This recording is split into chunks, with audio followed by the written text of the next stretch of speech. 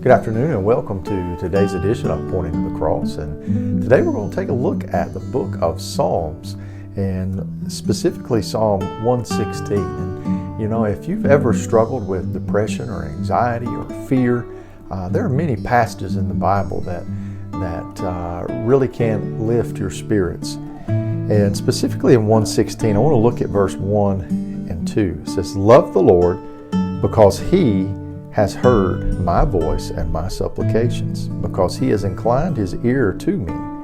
Therefore I will call upon Him as long as I live." And then in verse 7 it says, "Return to your rest, O my soul, for the Lord has dealt bountifully with you."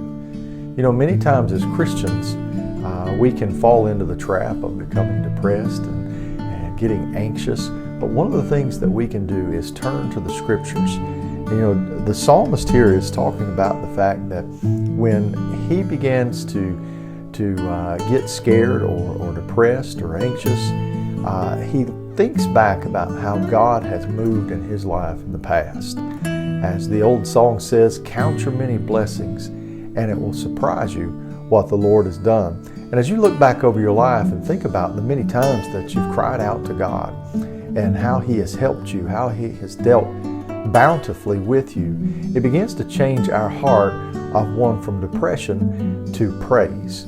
And that is exactly what the psalmist is expressing here in verse 7 when he says, "Return to your rest, O my soul."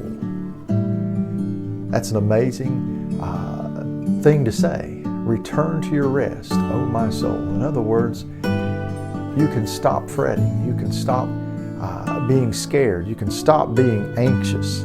Why? Because the Lord has dealt bountifully with you. If the Lord's been good to you, you know it. And as we look back on our lives, the one thing we can do is look and see that another song that is so popular right now is true. God's been good in my life. Thank you for joining us, and we'll see you next time on Pointing to the Cross.